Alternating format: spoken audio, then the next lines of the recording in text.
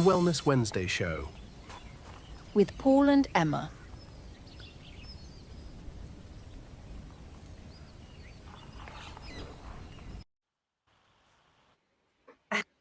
Hello and welcome to the Wednesday Wellness Show.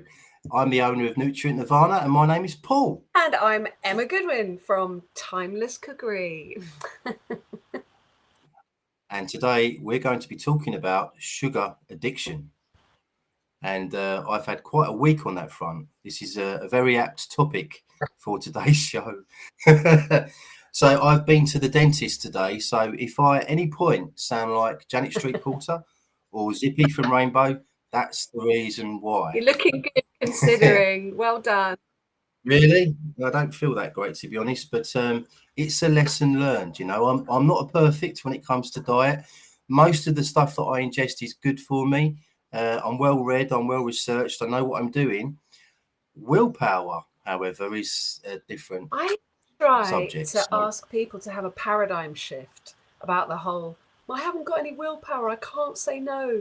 Because when you've got pathogenic gut bugs living in you, and most of us do because of the low levels of antibiotics in the food system, which have damaged a really beautiful biodiverse microbiome and limited us to more pathogenic gut bug species, they are controlling things.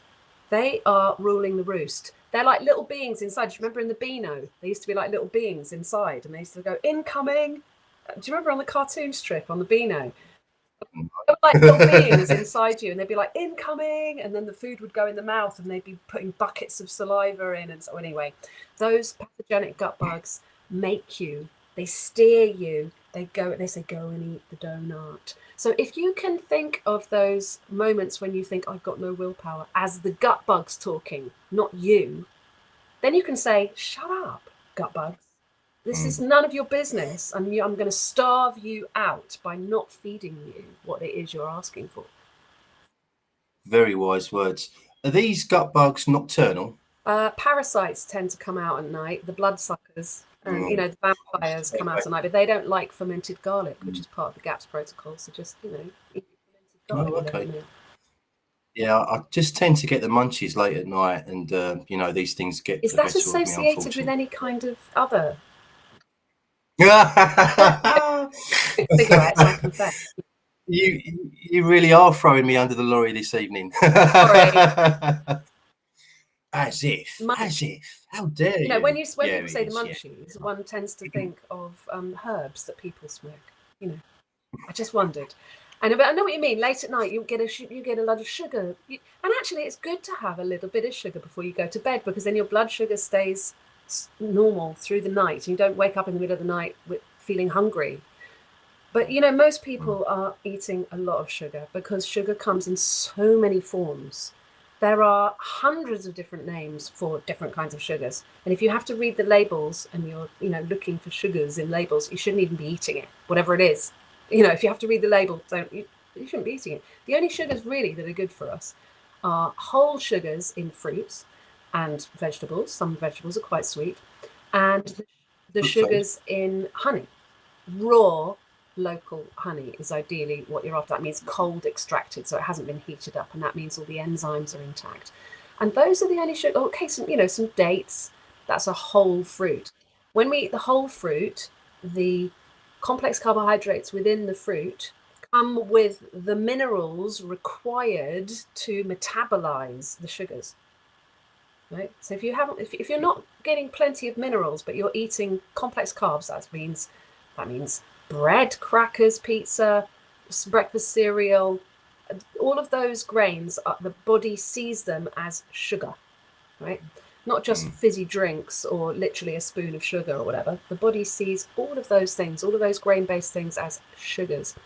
If you're not getting enough minerals in your food to help metabolize those complex carbohydrates, where's your body going to get the minerals from?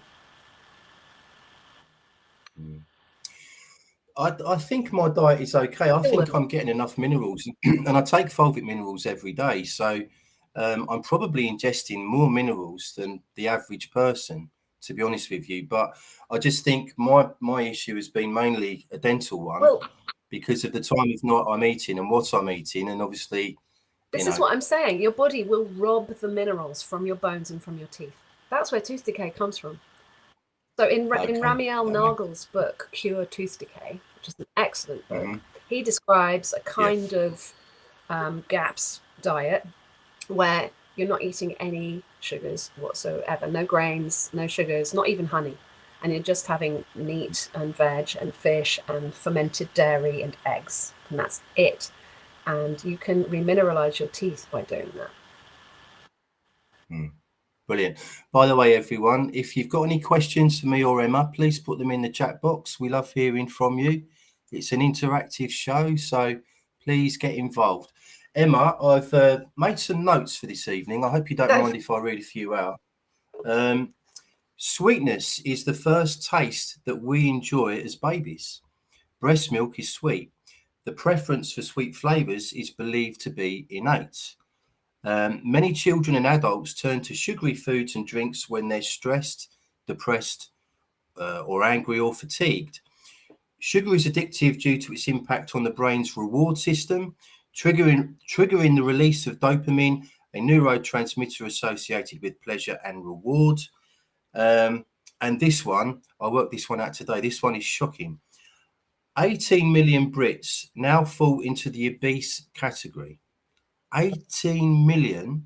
So we're now officially the most obese nation in Europe. We're second only to America. Sorry, I'm just having a technical issue here that I'll sort out. And this is obviously a major problem. And I would imagine that sugar is the major contributing factor. So it's like 1 in 4 British people are now obese. One in 4. Well, Which is if you're on a roller coaster of hyper and hypoglycemia with too much sugar and then not enough sugar and too much sugar and not, your body is put under such stress to regulate your blood sugar. And insulin, as we were saying last week, is the hormone of fat, putting down fat, of laying down layers of fat. Your body will take the sugar out of your blood if you're not going to use it all up by running a marathon or something, and immediately make it into triglycerides, which are a kind of fat, and then lay it down in as subcutaneous fat or fat or visceral fat around your organs or whatnot, just to get your blood sugar regulated. So you talked about mother's milk. Mother's milk, by dry weight, is actually 50% saturated fat. So whilst it might taste sweet, and it does taste sweet, it's very high fat. So let's use that. If we need a sweet treat, this is a way of coping with the well, I see you drinking your kefir there. Good work. The way of coping with sweet cravings is to have many ferments through the day. So you're having your milk kefir. I've got my kvass here. We have kimchi, kraut, you name it. It takes away the sweet cravings. But what we can do is make sure that if we are going to eat something sweet, we eat it with fat. We eat it with a lot of fat, because your body can only take so much fat, and your body goes, oh my God, I've had enough of that now, but you still get the little sweet hit. So you can mix, say, butter with coconut oil with some egg yolks and put a little teaspoon of honey in it. It will taste sweet, but you'll be getting a mouthful of fat. And then you won't be able to overdose. So I could add some raw milk to my jam donut. Raw cream, rather. Raw cream to my jam donut. It would, yeah, exactly. We should never really be eating strawberries without cream either, kind of thing.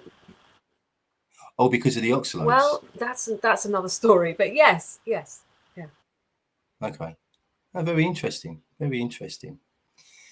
Okay, so other solutions. So if somebody approaches you and they say, look, my main problem, I think, is sugar. I'm very addicted to it. I need to come off the sugar. I need to rescue myself. What would be your advice? Well, first, I'd want them to recognize all the sources of sugar. So like a cracker is sugar. Okay. All of the grains are sugars, and a lot of pseudo grains are sugars, so I'd want them to recognize all the different kinds of sugars, and then we'd work on becoming fat adapted. So using fat as the primary source of fuel in the body, like the babies are with the mother's milk. And yes, having some sweet things, that's fine.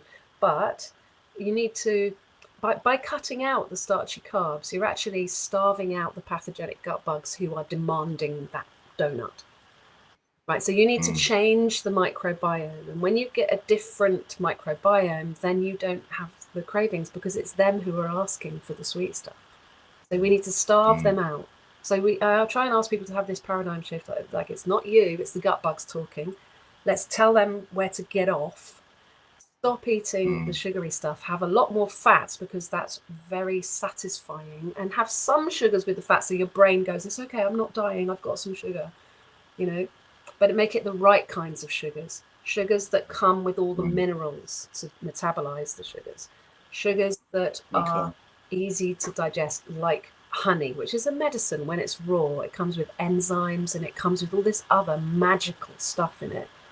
I also quite like blackstrap molasses actually because it's jam-packed full of minerals. Blackstrap molasses is what's left over I used to once have they've that in my refined. coffee. Mm. It's good stuff actually. Sorry, if you Emma, can we've got a bit of a lag here. Yeah, it is. Okay. I know we've got a time lag. Okay, Right. so We've got a time lag, yeah. So, yeah, crude black molasses. I was having it every morning in a black biodynamic coffee. And I had a book which was written by one of my favorite composers about 150 years ago called Black Molasses. Oh dear, now where's this story? This story is going, basically, I can't say what diseases it prevents or treats, but they're quite big ones. molasses So, yes. So like over 100 years ago, it was used for lots of different things as part of remedies and things like that. And I'll probably get back on it now, I think, to be honest with you. They give molasses to the animals. You know, they give a salt lick and they'll give a mineral supplement to animals in the form of molasses in their feed. But see, animals have a different, the ruminants like cows and sheep have a very different gut to us, and they can handle a lot of fiber and they can handle a lot of sugar, and it feeds their gut bugs, and their gut bugs then build their bodies and make the milk for the cows and whatever. We don't have that. We've got acid in our stomach, so we are ready to receive fats and proteins. See, there are no essential sugars, but there are essential fats and there are essential proteins. They're called amino acids, and the essential fats are called the omegas, the essential fatty acids. You know, there are no essential sugars. We don't really need it, and we can easily do without it. And actually, when you do without it, you're doing yourself a favor, because in these processed sugars, in the processed donuts and whatnot, you're also getting a dose of preservatives, right? You're getting a dose of preservatives, which is going to kill off some of your microbiome. And we've already got a diminished microbiome. The whole idea is that we culture and cultivate a more biodiverse microbiome with lots of ferments. So you're also doing yourself a favor because you're not eating the fortified flour, because when they process it for these processed foods, they take all the goodness out, and then they say, oh, we better put some goodness back in again. Remember, we were talking about it last week with the fortified flour having iron in it, and things like fulvic acid, folic acid, which is a just dreadful thing to be ingesting, which we definitely don't need. You're also doing yourself a favor because those processed carbs are dead food. They're like dead food. They've got no enzymes. They've got no probiotics in them. They're just a dead food. They're just a source of sugar energy. Now, if you're running a marathon, okay, go for it. I mean, you know, if you're going to get rid of that energy quickly, great. But if you're in couch potato mode, like, I don't mean that disparagingly, but if you've got chronic fatigue or something where you cannot move and your batteries have all gone flat, then sugar as a source of energy is the last thing you want to ingest, even if you feel like it. Yeah. Okay, we've had a comment from Or Golug, my mate in Wales, who has said best food to curb a sugar craving. Okay, so I would be making, well, I'd be drinking milk kefir like you are, and I'd also be eating plenty of protein and fats and good vegetables smothered with butter with fermented garlic and, you know, some cultured cream thrown in. But then when you actually get those sweet cravings, I would make something like fat bomb frosting or date paste, which I described earlier on. So fat bomb frosting is you mix butter with coconut oil 50-50 and then add a couple of raw egg yolks and then put in honey to taste. You can add a bit of vanilla essence in there if you like, or maybe some peppermint oil, because then it will taste like a mint humbug. And then you can put that in a jar and keep it in your bag, maybe not in the really hot, sweltering weather, but you know, when my people start working with me and they're like, I can't deal with the sugar cravings, I'm like, make the fat bomb frosting, stick it in a jar, take it with you when you go shopping. And when those caramel wafers are beckoning, you just have a couple of spoons of that, and it will, you know, satisfy the sweet craving and give you a big fat hit, which means your body goes, I've had enough, I don't want it anymore now. You do need to have that willpower thing, but remember, if it's the gut bugs talking, you can tell them to shut up, because it's not, you know, it's all over for you, buddy, and it's my turn now. You do have to have a degree of willpower, but when you realize it's not entirely your fault because you've been manipulated by a broken food system, you know, it's easier to make those choices. When I'm walking around down a supermarket and I see all the non-foods that I will not eat, it makes me feel powerful that I'm saying no to them, because it's the biggest defiance to the military industrial complex to actually go, I'm not eating your slave food. I'm not eating it. You can get lost. I want my brain power. I want my brain power for myself, so that I can choose where I put my attention, so that I can create a better reality, rather than be sort of led around by the nose, you know, needing these non-foods, and then, you know, getting distracted by the weapons of mass distraction. Brilliant stuff. That's why I started my company, Nutrient Nirvana. It was to do that to the, you know, authorities. And at the time, so many people that I knew my age or slightly older were being diagnosed with various conditions. And I just thought, it's not right. What's going on?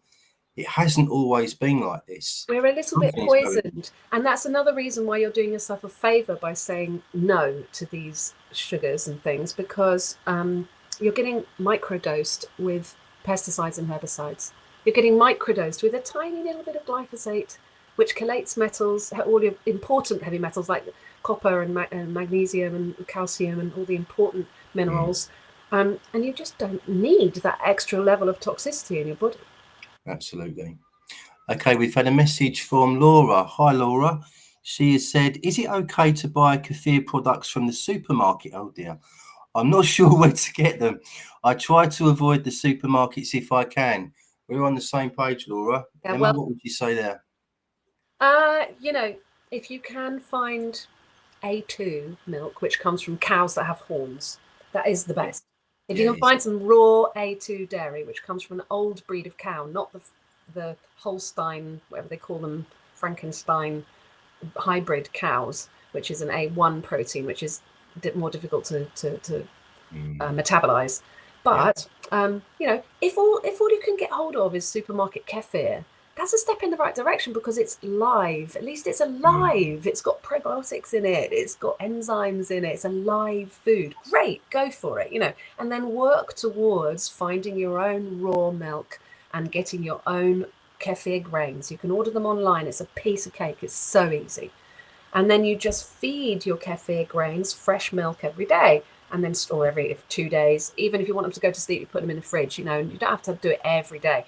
But, you know, you just strain off the grains and there's your kefir. And then you use the grains to make the next batch of kefir, and they're alive. And they're like little pets. So you're going to have little pets in your kitchen that you're going to feed raw milk every day. And they're going to pre-digest it for you and give you loads of probiotics. But well done for getting kefir in the first place, even if it's from the supermarket. You know, go for it. Brilliant. Okay.